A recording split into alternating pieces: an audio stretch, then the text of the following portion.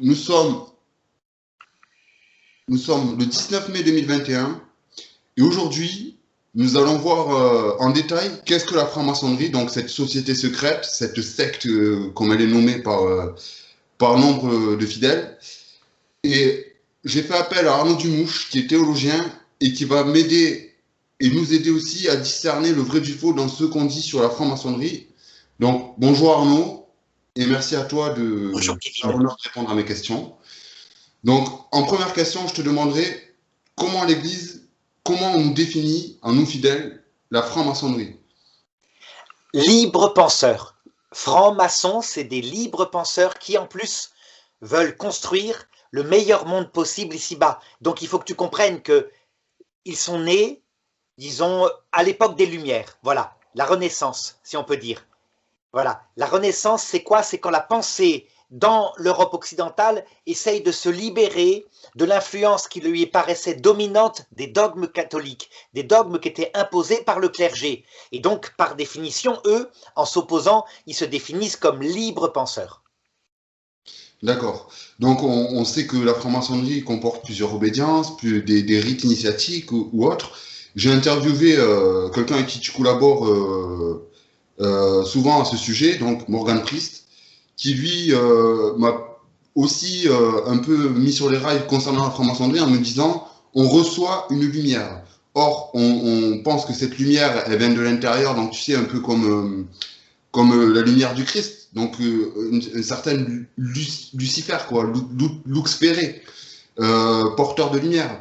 Mais que pour lui, par exemple, cette lumière-là, elle serait plus assimilée à la lumière de Lucifer, donc l'ange révolté, le démon. Qu'en penses-tu? Eh bien, ça dépend. Pour ça, il faut comprendre l'histoire de la franc-maçonnerie pour comprendre la diversité. Au départ, la cause de la naissance de la franc-maçonnerie, il faut le reconnaître, hein, c'est très important, c'est les guerres de religion. Ça veut dire que s'il n'y avait pas eu, dans le catholicisme, opposé au protestantisme, qui est une révolte qui arrive au début du XVIe siècle, des guerres féroces avec des massacres réciproques sur des points dogmatiques. Par exemple, je racontais hier la vie d'un saint qui s'appelle Saint Pascal, et lui, il voyagea d'Espagne en France au XVIe siècle. À un moment donné, un huguenot arrive, lui plante une lance sur la poitrine, lui dit « Où est Dieu ?» Et il répond « Dieu est au ciel ». S'il avait répondu « Dieu est dans l'Eucharistie », il le savait, il était mort. Pourquoi? Parce qu'il y avait des calvinistes très durs qui disaient « Mais non, l'Eucharistie c'est symbolique, il n'y a pas de présence de Dieu. Après tout, tu peux croire ce que tu veux, hein, mais tu es comme ça. » Et attention, je n'accuse pas particulièrement les protestants, je peux dire la même chose de par les excès, les fanatiques catholiques. Hein. Ça veut dire qu'il y a eu vraiment quelque chose qui s'est passé à cette époque-là, qui fait que la foi qu'avait le peuple vraiment dans le christianisme, qu'avait construit en Europe occidentale au XIIIe siècle les cathédrales, les sommes de théologie qui sont d'une intelligence remarquable, tout d'un coup est échaudée. Ces guerres de religion, tu vois, elles ne durent que moins d'un siècle. Eh bien, tu parles encore maintenant à des personnes et elles te diront « Il n'y a pas eu plus de morts que par les guerres de religion ». Et les gens en sont persuadés, ce qui te montre l'impact psychologique qu'elles ont eu. En réalité, c'est pas vrai.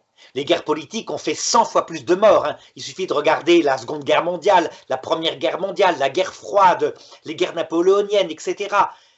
Des guerres de religion, c'est essentiellement le XVIe siècle. Mais l'impact psychologique est monstrueux. Ça veut dire que c'est la religion qui provoque ça, et ça va provoquer en réaction, eh bien, la naissance, d'abord dans le catholicisme, hein, et principalement d'ailleurs en Écosse, de libres penseurs, c'est-à-dire de gens qui veulent passer au crible de leur raison, eh bien, la foi en Dieu. Mais tous sont chrétiens au départ. Donc quand naît la franc-maçonnerie, on peut dire au XVIIe siècle, hein, ce sont tous d'abord des catholiques, et elle naît en Écosse, tu vois, avec un rite qui ressemble tout à fait à un rite catholique, mais qui se révolte un petit peu contre les évêques. Il faut dire que tu dois savoir que l'Écosse est mélangée de protestantisme. Hein. Il y a le roi Henri VIII en particulier qui a voulu imposer à l'Écosse, au Royaume-Uni entier, le protestantisme, qui a fait des guerres, des massacres entre eux. La sauvagerie était dans le royaume d'Angleterre. Tu sais que Marie Stuart a été assassinée par Élisabeth Ier, qui était sa cousine, et réciproquement. Enfin, c'est abominable. Et donc voilà, au départ, tu as donc des libres penseurs, mais mais d'obédience catholique. Donc pour eux, ils ne remettent pas en cause du tout les dogmes, mais ils veulent penser par eux-mêmes. Ensuite, regarde l'évolution. C'est que si on doit penser par nous-mêmes, c'est très bien en niveau philosophique, il faut vraiment trouver la vérité par soi-même. Au niveau dogmatique, comme catholique, vaut mieux se faire référence quand même au magistère de l'Église.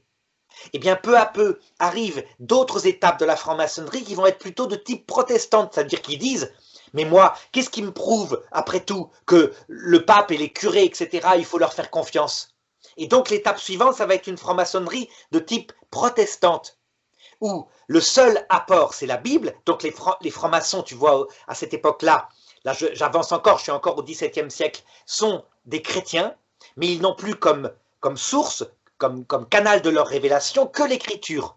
Et ils cherchent à construire le meilleur monde ici-bas par leur raisonnement, pas par un libre examen, en se servant de l'écriture. Voilà pourquoi, quand les États-Unis naissent, qui sont fondés sur cette pensée-là, eh bien, ils jurent sur la Bible. Quand les présidents des États-Unis jurent pour prendre leur pouvoir, ils jurent sur la Bible. Tu vois, c'est un protestantisme de type franc-maçon.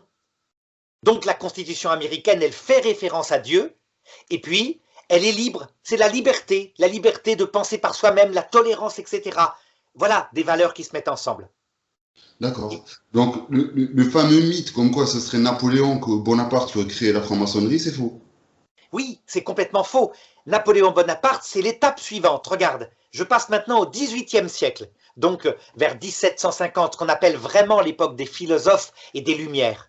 Eh bien, après tout, regarde, c'est logique. Pourquoi est-ce que tu jurerais sur la Bible? Qu'est-ce qui te prouve que ce bouquin, qui est écrit comme ça par des juifs en plus, hein, il aurait une valeur quelconque?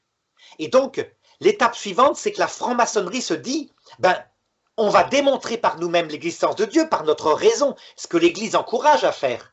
Mais elle va dire, les dogmes, le fait qu'on croit à ça et pas à ça, etc., que Jésus-Christ est Dieu qui s'est fait homme, les dogmes, c'est indémontrable, on n'a pas à s'y occuper. On ne peut s'appuyer que sur la démonstration par sa raison propre. Et là, c'est la franc-maçonnerie qui va donner la Révolution française déiste. Elle est déiste, elle n'est plus chrétienne. Et donc elle va commencer par combattre, quand elle va prendre le pouvoir avec Robespierre, combattre l'Église catholique en s'appuyant sur les écrits de Voltaire. Voltaire supporte pas les dogmes qui s'imposent comme ça à la raison. D'ailleurs, il signe tous ses écrits par écraser l'infâme. L'infâme, c'est l'Église catholique. Et aussi, pourquoi pas, le protestantisme, l'islam, bref, tout ce qui adhère à un dogme. Et tu vois, les libres penseurs sont devenus des déistes. Alors Robespierre, évidemment, comme il veut imposer la liberté, la libération de l'homme, il le fait en instaurant un culte de l'être suprême et le culte de la raison qui le démontre. Donc là, tu as bien une franc-maçonnerie dans la fête de la Fédération en 1791. Mais comme il voit qu'il y a un danger, il y a une réaction, en particulier de la part des chrétiens, par exemple en Vendée, eh bien, au nom de la défense de la liberté et de la raison, il provoque le premier génocide de l'époque moderne. Vraiment, quelque chose comme 250 000 morts en Vendée, tout va être inventé là-bas. Hein. Les colonnes infernales qui se répandent dans les campagnes, le massacre des femmes, des enfants, des abat-jours en peau humaine, des noyades dans la Loire, etc. Donc ça veut dire que, tu comprends, on ne peut pas dire que la franc-maçonnerie est responsable de ça. C'est plutôt l'idéologie et l'orgueil de Robespierre et de la terreur qui vont provoquer que l'homme devient second. La foi catholique, elle a normalement comme principe de mettre en premier la personne de Dieu et la personne humaine, ce qu'elle va oublier avec les guerres de religion, puisqu'on tue des protestants. Donc c'est bien une idéologie qu'on met en avant. Eh bien tu vois, la franc-maçonnerie prend le même travers. C'est pas la personne humaine, c'est pas la personne de Dieu, c'est l'idéologie qui à un moment donné domine, et ça se met à tuer. C'est l'étape suivante. Est-ce que le massacre de la Saint-Barthélemy a quelque chose à voir avec justement avec la franc-maçonnerie? Non, il est vraiment catholique, mais pas catholique par les prêtres, même si certains s'en sont réjouis, catholique par les rois de France. Ça veut dire les rois catholiques qui voient qu'en France, il y a une espèce de contre-État qui s'organise avec les protestants, qui sont en particulier dans le sud de la France, du côté de La Rochelle et tout ça. Eh bien, ils tendent un piège aux grandes autorités protestantes du pays pour venir assister au mariage entre le futur Henri IV et la reine Margot. Et à cette occasion-là, ils les font massacrer. Donc tu vois, c'est avant la franc-maçonnerie. C'est ça que j'appelle le déshonneur de la foi catholique. La charité s'était perdue on adorait davantage la civilisation et l'unité politique d'un pays catholique que Jésus-Christ. Jésus-Christ jamais n'aurait tendu un piège et massacré comme ça des protestants. Tu comprends? Oui, Donc oui. c'est avant, c'est l'origine, c'est les guerres de religion. Ce qui veut dire que tu vois, ce que je suis en train de te dire, c'est que je regarde d'abord la poutre qui est dans mon œil à moi catholique, avant de regarder la paille qui est chez les francs-maçons. Si nous n'avions pas nous-mêmes péché, il n'y aurait pas eu les francs-maçons. D'accord. Alors, je n'ai pas Euh, terminé, tu vas voir les étapes, je te raconterai d'autres. Vas-y, je te laisse poser tes questions. du coup, j'ai même entendu dire certaines personnes qui assimilent aussi la naissance de la franc-maçonnerie à des croisades, donc à l'ordre du Temple. Qu'est-ce que tu répondrais à ces gens-là? Alors ça, c'est autre chose. C'est que les francs-maçons, comme je t'ai dit, étape catholique, étape protestante, étape déiste, mais ils ont voulu se rattacher à quelque chose de sacré, quelque chose d'ancien. Il faut que tu comprennes, hein. Ils veulent, par leur libre pensée, construire le meilleur monde possible. Donc il faut trouver des symboles. Et au début, eh bien, les francs-maçons écossais vont trouver ces symboles dans la Bible. Quel est le temple qu'on construit sur terre qui est magnifique, qui est fait à force d'efforts, qui est fait d'ailleurs avec une collaboration de divers peuples? C'est le temple de Jérusalem. Or, quel est celui qui a fourni au roi David puis au roi Salomon tous les troncs de cèdre pour faire les charpentes du temple? C'est le roi Hiram, un roi du Liban. Et donc, à partir de là, ils vont établir toute une mythologie qui est fondée sur la Bible, avec tout un passé, toute une histoire qu'ils inventent, un peu comme des contes, mais qui leur donne des racines culturelles, et qui daterait donc du temple de Jérusalem. Donc tu vois le lien avec les Templiers, mais c'est un lien artificiel. Ça veut dire qu'en fait, c'est normal, ils vont créer des légendes, un peu comme le roi Arthur, si tu veux. Ils créent une légende pour faire rêver, parce qu'il faut mettre dans la franc-maçonnerie tu sais, des étoiles dans les yeux. Il faut qu'il y ait des choses belles comme ça, donc des symboles, des rituels, etc. Tous les symboles que tu verras, comme par exemple le compas, ça signifie que tu es un ouvrier du temple de Jérusalem, mais que le temple que tu construis, évidemment, c'est le temple de Dieu. Pardon, qu'est-ce que je raconte? Le temple de la terre, l'humanité qui va être heureuse sur la terre, en rapport avec Dieu au début, hein. Quand tu vois l'équerre, c'est pareil, c'est un instrument de maçon, donc d'un maçon qui a construit le temple de Jérusalem. Sauf que eux disent, ces maçons-là étaient des vrais maçons, c'est-à-dire des ouvriers. Nous sommes des maçons intellectuels, spirituels de l'humanité. Alors, je vais parler d'un truc, mais on en fera une vidéo un peu plus détaillée. L'infiltration maçonnique dans notre église, dans notre sainte église. Qu'est-ce que tu peux nous dire là-dessus, sans vraiment rentrer dans les détails, parce que comme je l'ai dit, on va faire une vidéo là-dessus. Mais il est vrai que certaines traces écrites, certaines archives dans le Vatican même, parleraient de l'infiltration maçonnique dans l'église catholique. Pour ça, il faut que je termine de te raconter l'histoire, parce que je n'ai pas terminé.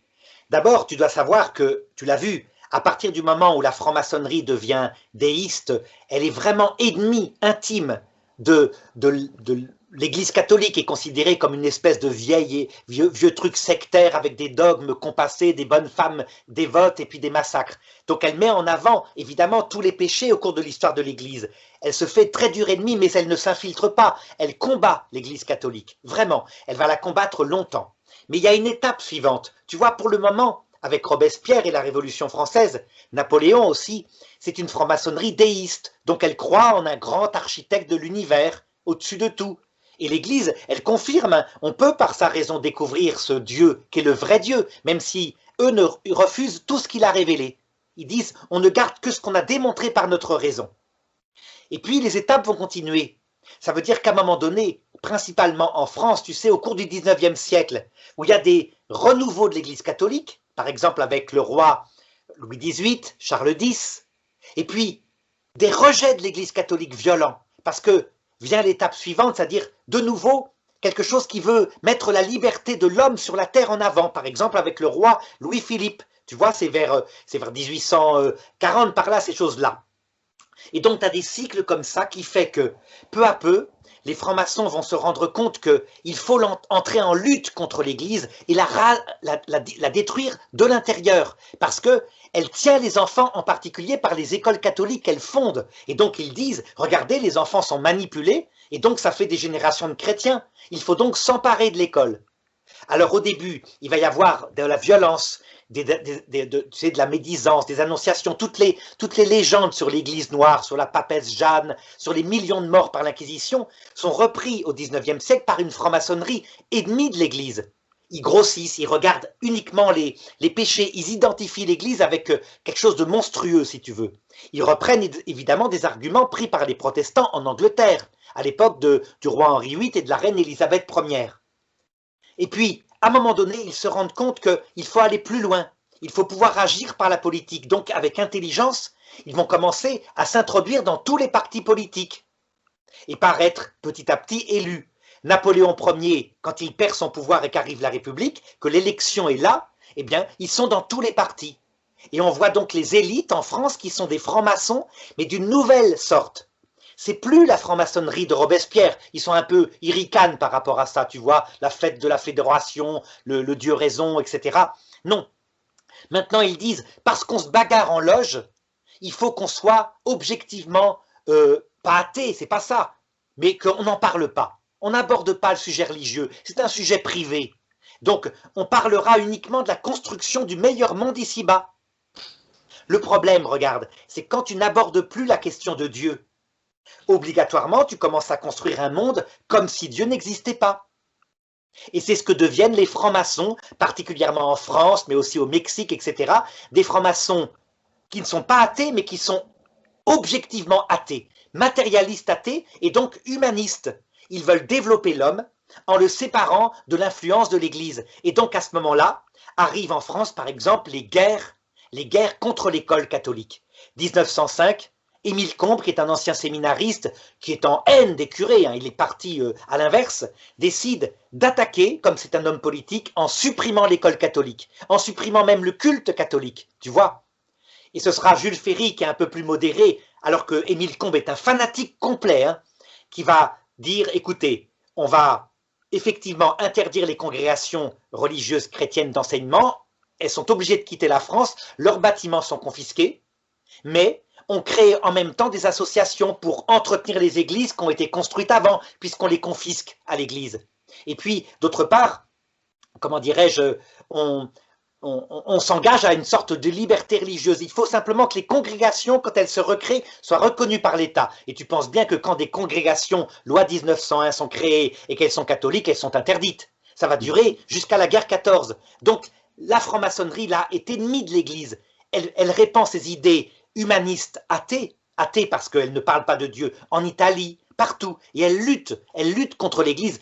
C'est elle qui va être à la base, par exemple, de la disparition des États du Vatican en 1870. Pas qu'elle, il y a aussi les nationalistes italiens, mais n'empêche que la franc-maçonnerie est là. Les papes, évidemment, y réagissent, eux, et ils disent « mais c'est une secte satanique », dans le sens, c'est quelque chose qui fait le travail du diable. Le problème, c'est que l'expression, à partir de là, va être reprise, en particulier sous l'influence d'un penseur catholique qui s'appelle Baruel et qui va dire « non, c'est vraiment une secte satanique qui adore Lucifer dans les hautes sphères, les 33e degrés. Évidemment, les francs-maçons de base ne savent pas, mais c'est un fait, ils servent Lucifer. Il n'y a absolument aucune preuve de ça, sauf que tu entendras parler sur Internet sans arrêt « je suis un ancien franc-maçon, je confirme, nous adorons Lucifer en loge ». C'est pas vrai, ils sont en fait sans Dieu ni diable pour le moment. Les francs-maçons actuels sont vraiment ce qu'on appelle des humanistes athées. Et donc si tu me demandes maintenant, puisque c'était ta question, est-ce que l'Église a été infiltrée? Eh bien je te répondrai de deux façons. Il y a eu effectivement de l'entrisme, c'est une technique. Ça veut dire, dans certains pays comme l'Allemagne, la Belgique, où tu peux faire une carrière dans l'Église en étant payé. Vraiment, tu as un salaire, pour un évêque, c'est un salaire de cadre supérieur, pour un prêtre, c'est un salaire quasiment de prof d'université, etc. Donc, il y a eu de l'entrisme, des gens qui n'avaient pas de vocation et qui sont entrés dans la vocation. Ça, on peut en être à peu près certain, on en voit les effets actuels. Ces églises-là sont beaucoup plus attaquées que l'Église de France. Pourquoi? Parce que en France, à cause de la séparation d'Église et l'État, faire de l'entrisme comme ça, c'est se condamner à être pauvre. Donc c'est beaucoup moins attirant pour quelqu'un qui voudrait ruser et y pénétrer. Donc il y a eu beaucoup moins ça en France. Par contre, regarde, il y a eu à partir de 1950-60 un entrisme, non pas de la franc-maçonnerie, mais de la pensée humaniste sans Dieu des francs-maçons. C'est-à-dire que les personnes qui sont entrées dans la vocation, même en France, et qui vraiment comptait servir l'Église, n'étaient pas vraiment chrétiens au sens profond du terme. Ça veut dire que la dimension, tu sais, Jésus-Christ, la souffrance rédemptrice, la vie après la mort, ne les intéressait pas. Ils voulaient rentrer dans l'Église, servir pour faire quoi? Ben du bien, un humanisme. Et donc tu as toute une partie du clergé à partir de mai 68, on peut le dire. Une partie quitte, hein. Évidemment, ils ne restent pas, ils se marient parce que c'est pas possible. On ne peut pas se consacrer à Dieu dans le célibat comme ça, mais une partie reste. Et ceux-là vont infiltrer l'Église sans être francs-maçons, mais en ayant la pensée dont je t'ai parlé. La pensée qui est en fait la pensée franc-maçonne, mais sans le savoir. Alors évidemment, certains disent, mais si, ils sont francs-maçons. Évidemment qu'il y a certains évêques, certains prêtres qui ont adhéré à la franc-maçonnerie. Tu regarderas sur Internet, il y en a un en particulier qui, récemment, avait proclamé publiquement qu'il était franc-maçon, et l'Église l'a déposé. Pourquoi? Parce que l'Église, elle était très ferme. Elle disait, on ne peut pas être franc-maçon et catholique. C'est contradictoire. On ne peut pas à la fois croire de foi dans l'obéissance au dogme défini par l'Église et en même temps refuser d'y croire en étant libre penseur. On ne peut pas en même temps croire que la vie éternelle est la seule qui compte et que la vie terrestre est une préparation et en même temps dire, avec les francs-maçons humanistes sans Dieu, qu'il n'y a que la vie terrestre. Eh bien, il y a des prêtres qui ne voyaient pas le problème, tout simplement parce que, et ça je te le montrerai, hein, c'est vraiment incroyable, tu as des prêtres en particulier en Allemagne où c'est net. Pour eux, le Christ, il prêche le bonheur sur terre, point. Et la vie après la mort n'existe pas. Donc quand tu regardes la pensée d'un certain Hans Küng, qui est mort il y a à peu près une semaine, hein, le grand théologien de cette période-là, tu as l'impression de la pensée franc-maçonne teintée de christianisme. Mais il n'est pas franc-maçon, il est même prêtre, il est déposé par l'Église, hein, il va finir je crois par se marier, mais de fait il n'a pas adhéré à la franc-maçonnerie. Donc tu comprends, actuellement, le vrai combat n'est pas tellement contre les loges. Souvent dans les loges franc-maçonnes, tu as des petits vieillards ventripotents, tu sais, qui rêvent de politique ou alors de succès de leur entreprise. Elle est carrément dans l'Église, chez des fidèles aussi, par des gens qui identifient la foi avec un humanisme sans Dieu, où on crée le monde ici-bas. Voilà. Tu vois, tout à l'heure, tu me disais, tu ne peux pas servir la cause de Dieu et la cause de, enfin, je sais plus trop, l'Église et la franc-maçonnerie, enfin, je sais plus trop ce que tu me disais. Tu m'as renvoyé à cette phrase que le Christ dit dans un évangile, qu'il est difficile pour un riche de rentrer dans le royaume des cieux. Tu ne peux pas servir deux personnes à la fois, maman et Dieu. Alors là, ça marcherait pour ce qu'on appelle les fraternels. Ça veut dire que chez les francs-maçons, tu en as plein qui rentrent. Pourquoi? Parce que ça leur donne un carnet d'adresses. Et ils peuvent comme ça avoir un bon métier. C'est ce qui est arrivé à mon frère, hein. Il n'est pas franc-maçon du tout, mais il me raconte que quand il avait 17 ans, il n'était pas encore chrétien. Et donc il avait cherché à rentrer en franc-maçonnerie. On l'avait méprisé, hein. C'était un petit jeune de 17 ans, tu vois. Et puis quand il a eu son agrégation et son doctorat en biologie, eh ben, ils sont revenus pour le faire rentrer. Et là, il leur a dit, désolé, hein, je vois que vous êtes des mondains. Et donc il a méprisé, il est devenu chrétien, catholique. Mais vraiment, il m'a dit, chez les fraternels, tu as vraiment le service de la gloire, de l'argent, de la carrière. Par contre, chez les francs-maçons honnêtes qui y rentrent dedans, il y a vraiment un projet humaniste, ils veulent créer le meilleur monde possible. Seulement, regarde, c'est logique, si tu n'as pas de vie après la mort, parce que c'est ça qu'ils servent, en fait ce sont des habitants de la terre, il n'y a que la vie terrestre. Ce ne sont pas des habitants du ciel, même quand ils se disent chrétiens. Résultat, quand tu penses à créer le bonheur sur terre en te disant qu'il y a après la mort le néant, ben tu vas exagérer la liberté de faire ce que tu veux quand tu veux. Toutes les pensées franc-maçonnes sur l'avortement, sur l'euthanasie, sur éventuellement je change de sexe comme je veux, j'estime que je suis une fille alors que je suis un garçon, ben, qui peut m'empêcher, etc. Toutes les pensées woke, etc. sont des pensées venant d'un humanisme athée. Ça veut dire que, effectivement, moi je comprends, si la vie terrestre se termine dans 40-50 ans par le néant pour chacun d'entre nous parce qu'on meurt, ben autant accepter chacun, je sais pas moi, ta liberté, je sais pas, ton instinct c'est quoi? C'est de, ce que tu pourrais trouver comme truc absurde, ben, je sais pas, de te marier avec un arbre. Qu'est-ce qui peut empêcher de se marier avec un arbre? Après tout, l'arbre, de toute façon, tu vas pas le, voilà, tu comprends? Ça veut dire que ça tombe comme ça parce que il n'y a plus de nature humaine, il n'y a plus que l'évolution. Ce sont sincèrement des humanistes athées. Et au bout d'un certain temps, ben, comme il n'y a plus de Dieu, il n'y a plus de sens, l'humanisme lui-même disparaît.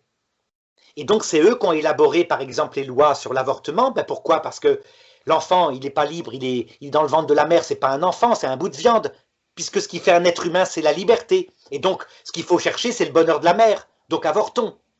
Les chrétiens, pourquoi ils s'opposent à ça? Parce qu'ils disent, mais non, il y a une âme créée par Dieu. À l'instant de la conception, si on tue un enfant, dans 40 ans, de l'autre côté, ben on aura la surprise de s'être rendu compte qu'on a tué l'enfant de son sein.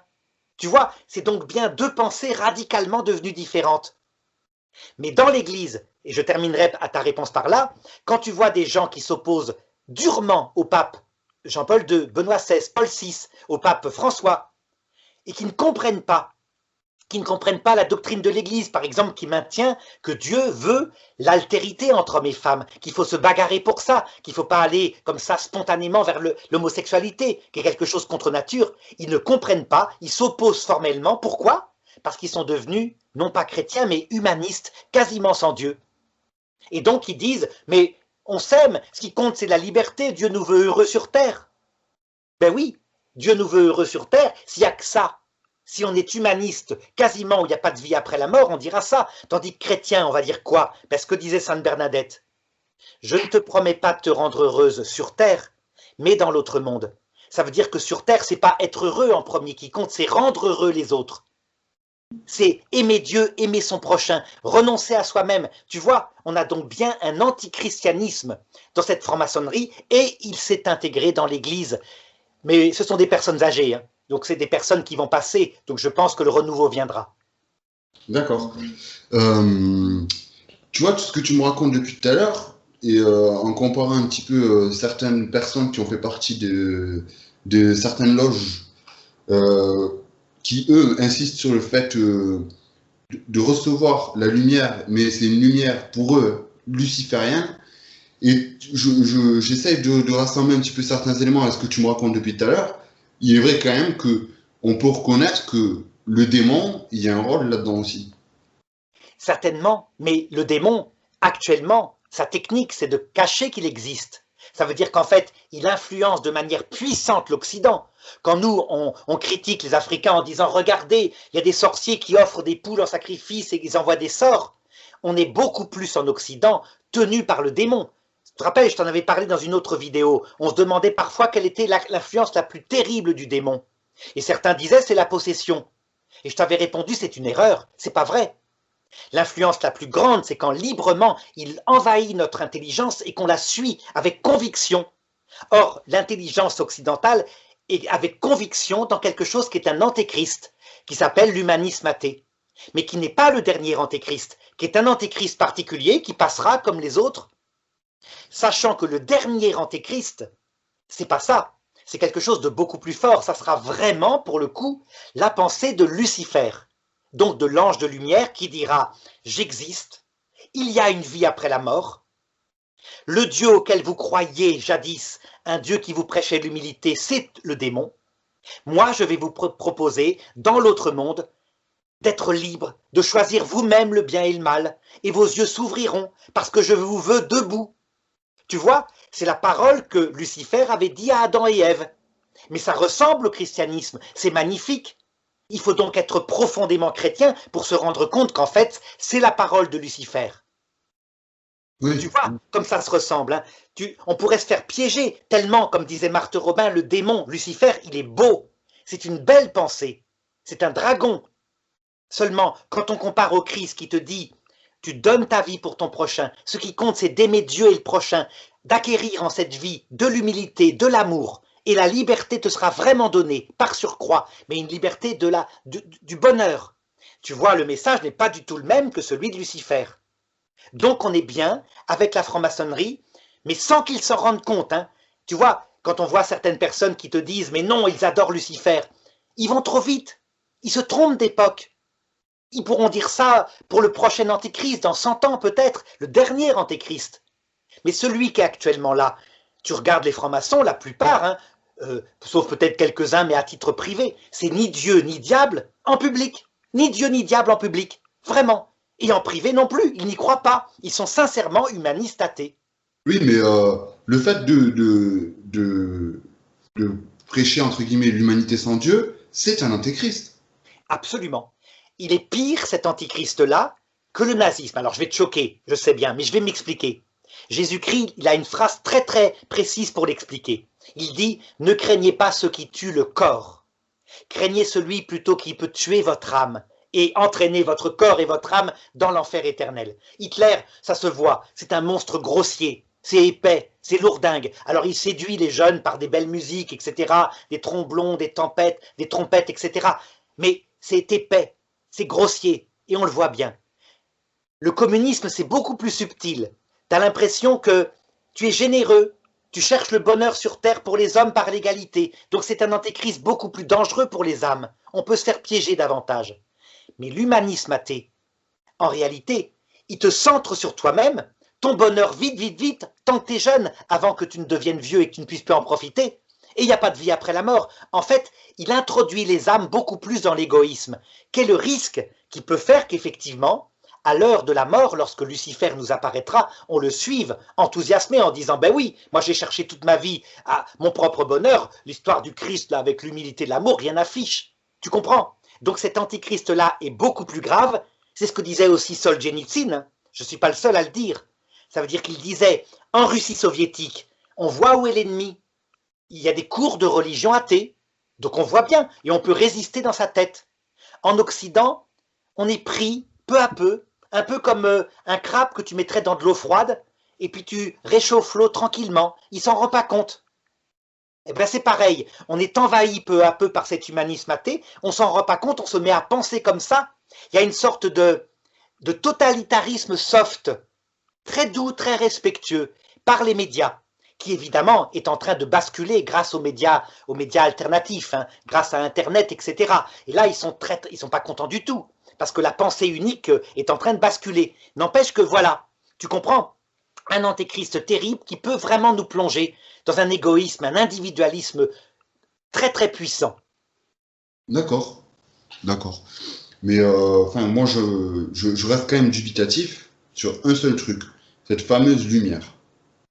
Oui, tu as raison.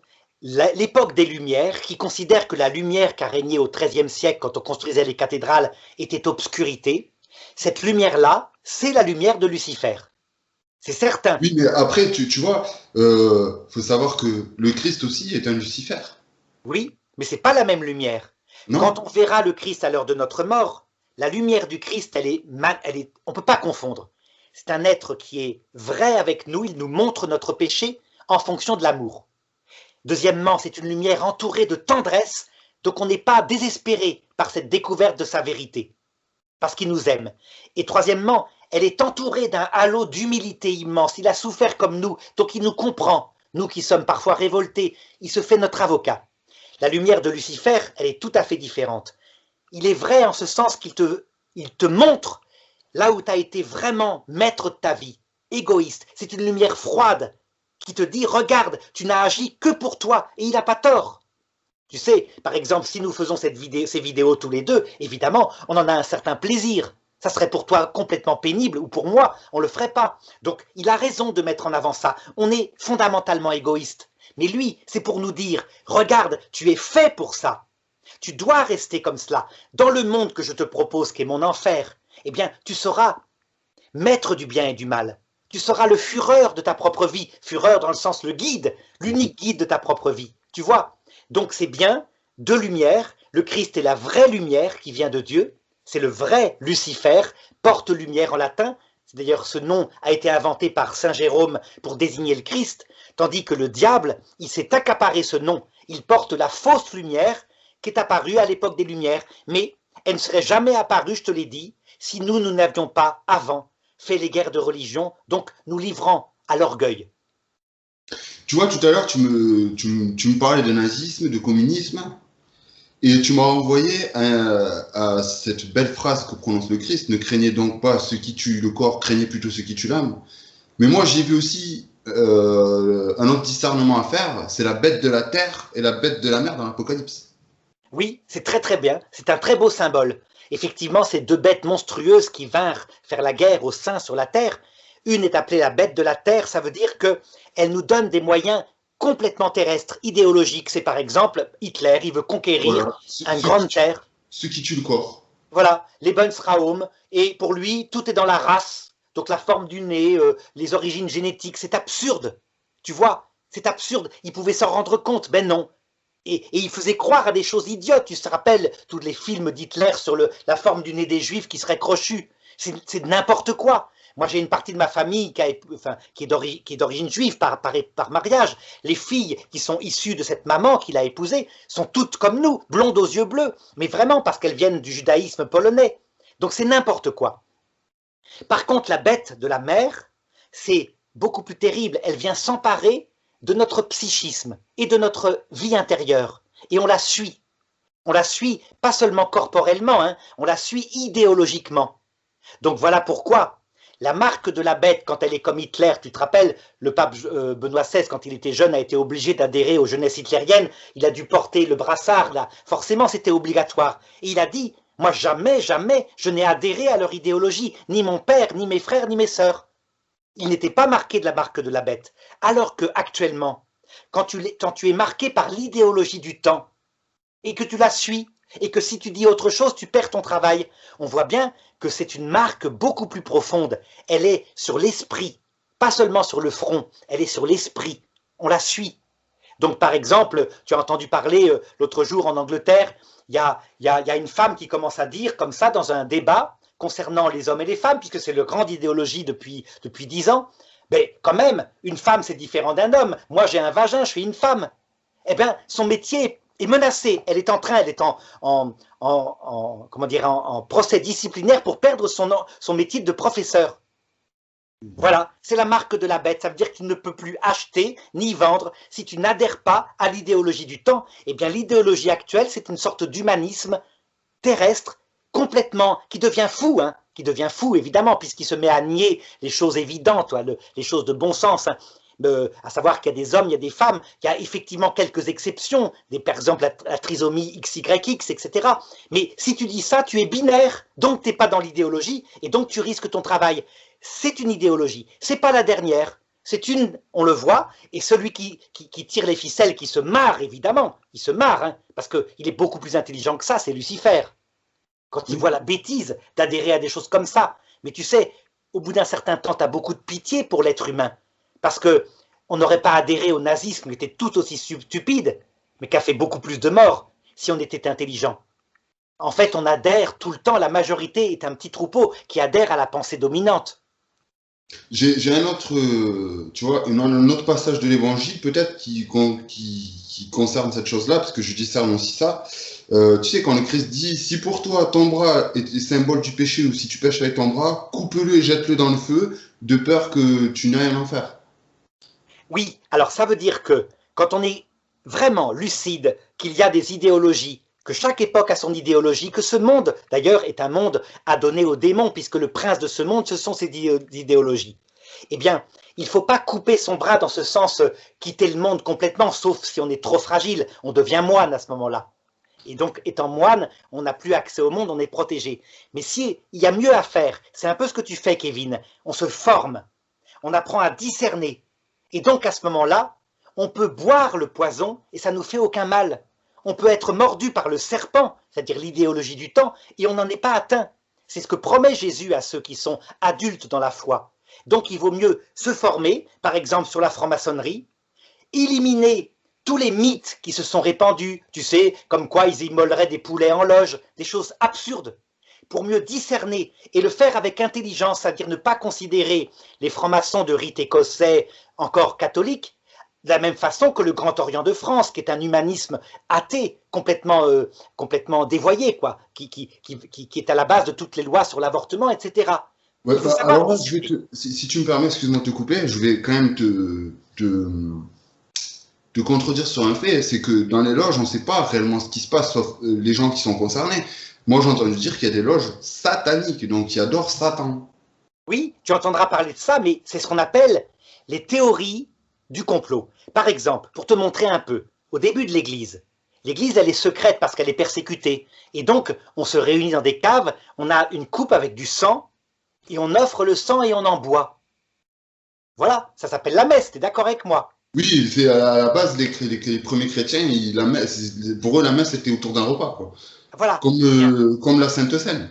Eh bien, l'Empire romain, partout, et ça a duré à peu près 300 ans, tous les gens se disaient, c'est eux qui immolent des enfants, ils versent le sang dans une coupe et ils le boivent. C'est une religion qui sacrifie des enfants. Et voilà pourquoi il y a eu des martyrs chrétiens en particulier. Jusqu'à ce qu'à un moment donné, quelqu'un comme Pline le Jeune dise, mais c'est absurde, moi j'ai vérifié, c'est des gens innocents, c'est du vin. Mais on ne les croira pas. Donc le peuple continue à répandre la théorie comme quoi les chrétiens faisaient des sacrifices sanglants. C'était en partie vrai, il y avait une coupe de vin. D'accord? Eh bien, c'est ce qui se passe par rapport à la franc-maçonnerie. Comme ils sont secrets, puisqu'il faut, pour y appartenir, des tas de rituels, etc., des entrées, on promet de ne pas dévoiler, etc., eh bien, il s'est répandu partout, et chez les chrétiens en particulier, l'idée qu'il y aurait des sacrifices de bestioles ou d'enfants, ou même des cultes à Lucifer, etc. En réalité, ça vient de phrases données par les papes du XIXe siècle qui disent bien, comme je te l'ai dit tout à l'heure, ce sont des sectes sataniques, c'est-à-dire, en fait, sans qu'ils le sachent, Satan est à la gouverne. Et de transformer ça en disant, ce sont des sectes qui adorent Satan. Mais non, c'est pas ça. Ils sont manipulés. Et ils s'en rendent pas compte. Tu comprends? Alors maintenant, je reconnais que le dernier antéchrist, ça sera différent. Lui aura pris conscience de l'existence de ce Dieu, entre guillemets, qui s'appelle Lucifer. C'est autre chose. Mais attention, ça viendra en son temps. D'accord. D'accord, d'accord. Mais écoute, concernant cette partie-là, je pense que on a fait le tour. Si tu as quelque chose à rajouter, Et je on t'en a fait le prie. tour. Je crois qu'on a vraiment tout dit. Hein. Mais je maintiens, hein, tu vois, la franc-maçonnerie qu'on voit actuellement agir hein, depuis le début du XXe siècle, Grand Orient de France, etc., est une franc-maçonnerie terriblement dangereuse, hein, anti-chrétienne à 100%. Hein, et celle-là, il faut bien la repérer. Donc, bête de la mer. Bête de la mer, oui, tout à fait. C'est une bête de la mer. Même si, de fait, ils sont sincères et que beaucoup, à l'heure de leur mort, quand ils voient que le Christ est vraiment Dieu, ils se convertissent. Hein. Ils ne savent pas ce qu'ils font, bien sûr.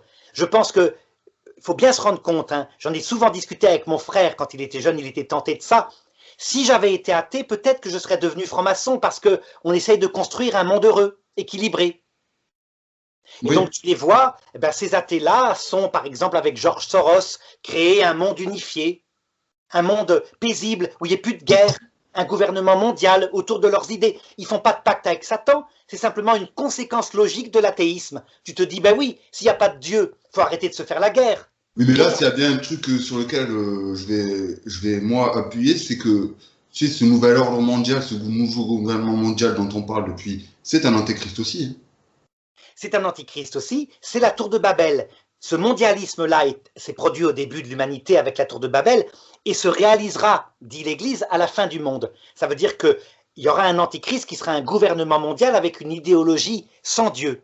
Mais comme je te le disais, hein, ce n'est pas forcément Lucifer explicitement pour le moment, c'est plutôt le diable à la manœuvre cachée. Parce que s'il y a quelqu'un qui manœuvre effectivement au-delà des générations, c'est bien cet ange-là qui est un ange immortel, quoi, qui est pas comme nous, un Oui, mais là, passager. il vit sous sa forme de serpent, de Satan, d'adversaire, Voilà, pas de Lucifer, de dragon. tout à fait. Quant à Soros, etc., bon, qui est un franc-maçon, hein, tu vois, il faut comprendre la logique de son idéologie. Elle est logique parce qu'il est athée. Pas parce qu'il est croyant ou parce qu'il adore Lucifer, mais parce qu'il est athée et qu'il dit on va arrêter de se faire la guerre mondiale. Il faut créer un monde unifié autour de valeurs humanistes. Et donc il veut le faire mondialement, il se sert de ses milliards pour le faire. Nous, on est là, on se dit mais c'est antichrist. Oui, c'est antichrist parce qu'il est athée, pas parce qu'il est satanique encore ou luciférien. La génération suivante peut-être le sera, mais laissons le temps au temps. Et à ce moment-là, on peut vraiment lutter avec des armes intelligentes contre ces, je dirais, ces courants de pensée. Tu vois, ce n'est pas une théorie du complot, ce sont des courants de conviction intellectuelle venant d'un humanisme athée. D'accord, d'accord. Donc pour toi, c'est pas sectaire. Ça peut le devenir, comme tout, comme je t'ai montré avec Robespierre. En fait, au départ, on a une idéologie. L'idéologie en question, elle s'améliore parce que elle n'est pas au point de tuer des hommes actuellement. Elle dit simplement, on a une idéologie de respect de l'homme et donc de sa liberté. Oui, mais ce qui est exalté, c'est l'humanisme sans Dieu. Oui, mais pas au point pour le moment, en ce moment, de tuer, comme elle l'a fait à la Révolution française. Elle pourrait devenir sectaire si quelqu'un comme Robespierre s'en emparait, de nouveau. Robespierre, c'est la secte absolue. Il crée un génocide, il crée la terreur, tu vois bien. Mais l'idée, tant qu'elle n'est pas exaltée, que tu mets d'abord les personnes humaines dans le respect, ben ça donne quelque chose qui est paisible. Par contre, il faut une résistance spirituelle. Tu vois, on ne craint pas en France ou en Belgique d'être assassiné, pas du tout. On craint d'être perdu spirituellement parce que on finit par ne pas comprendre là où est la vérité, là où est l'erreur. Oui, mais ça, ce que tu dis, c'est pire que d'être tué. Pire pour le salut éternel. Oui, mais tu vois, il ne faut pas confondre. Ça veut dire, par exemple, je vais donner un exemple. Les écoles catholiques en Belgique viennent de faire passer un nouveau gouvernement. Tu regardes l'évolution des écoles catholiques en Belgique depuis à peu près 60 ans. Tu as un premier directoire dans les années 60 où l'école catholique, elle sert à annoncer le Christ. Elle a un but d'évangélisation. Puis ensuite, il y a un deuxième règlement où elle dit, eh bien, elle fait connaître le pluralisme des religions. Et maintenant, celui qui vient de sortir, c'est carrément l'évangélisation devient abominable. C'est ce qu'on appelle du prosélytisme, et donc il ne faut surtout pas annoncer l'évangile. Et la philosophie qui est mise en avant dans les écoles catholiques, c'est philosophie et citoyenneté. Ça veut dire un humanisme. Qu'est-ce qui s'est passé? Est-ce que ces gens-là sont des francs-maçons qui ont fait de l'entrisme? Pas forcément. Ça peut être simplement la génération de mai 68 qui est au pouvoir. Elle est là, c'est sa conviction, et ils croient que c'est le christianisme. Du coup, ils sont très en opposition avec le pape François, qui vient de rappeler, évidemment, qu'il y avait une foi chrétienne qui devait être conservée, préservée, etc. Qui d'ailleurs, lui, s'oppose aussi, ce qu'on appelle au prosélytisme, c'est-à-dire forcer les jeunes à croire. Pas du tout. Il dit qu'il faut annoncer l'évangile. Mais eux n'en sont plus là. Donc, tu comprends. C'est un antichrist qui s'introduit, qui s'empare des institutions chrétiennes, mais parce qu'une génération entière est dedans. Oui, c'est de l'ignorance. Il y a des francs-maçons en Belgique, hein. Il y en a. Par exemple, les écoles, les Athénées royaux, on m'a dit l'autre jour, textuellement, hein, je vais te raconter une aventure qui m'est arrivée, c'est assez significatif. Donc, j'enseigne la philosophie, la citoyenneté, là, j'ai fait passer le diplôme, dans une école, dans un Athénée royal. Et donc, j'avais 1 heure à donner à chaque classe, c'était un petit remplacement, donc avec le coronavirus, ça faisait 2 semaines, mais en gros, ça faisait 1 heure par classe. Et je me dis, ben, je vais leur faire un truc qui les intéresse, c'est des adolescents. Je vais leur parler, est-ce que la passion suffit pour fonder un couple? Tu vois, j'étais même habile, j'étais en Athénée royale, ça veut dire une école publique, donc j'allais pas me parler couple homme-femme ou je sais pas quoi, non, un couple, quelque chose de durable, quoi. Et puis évidemment, au cours du cours, les élèves passionnés me posent des questions. Et pensez-vous que la passion, qui est un amour, tu sais, là, qui est ressenti dans le cœur, s'exerce différemment chez un homme, chez une femme? Et je dis oui, en général, chez une femme c'est plutôt comme ceci, chez un homme c'est plutôt comme cela.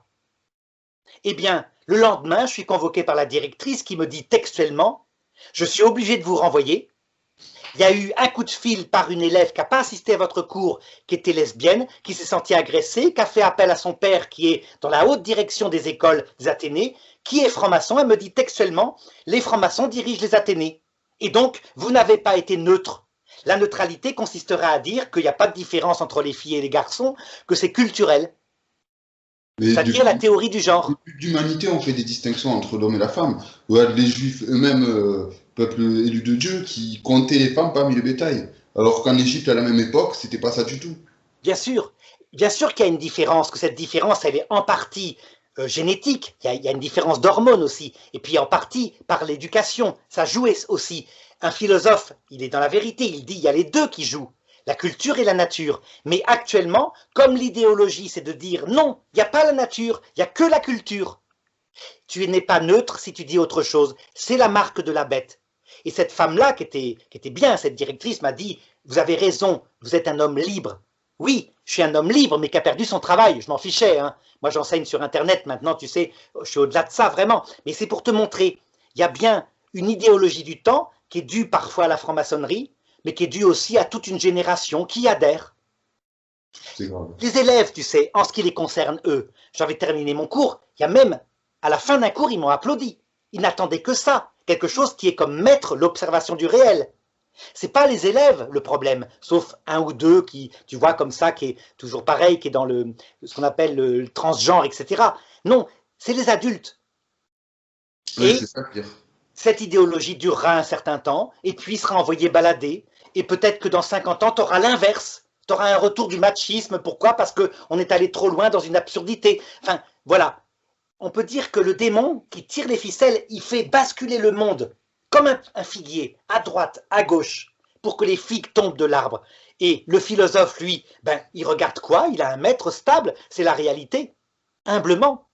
Et le théologien chrétien, il a comme maître la foi révélée à travers les sources que sont la tradition, l'écriture, le magistère. Donc il est stable et il regarde le monde avec un regard pas désespéré, hein. C'est pas du tout désespéré. Ça se terminera bien. Dieu permet ça, pourquoi? Parce que, comme il le dit, comme saint Paul le dit, hein, il nous livre à notre désobéissance, jusqu'à l'absurdité, pour nous faire miséricorde, bien sûr, pas pour nous damner. Donc à l'heure de la mort, évidemment, tout le monde voit sa bêtise, tu penses bien, et là, il se fait ton avocat, c'est une lumière d'amour, hein, et c'est ça qui fera sa victoire, d'ailleurs, sur Lucifer, qui lui, je te l'ai dit, est un être de lumière glacée. D'accord. Et écoute, je te remercie, Arnaud.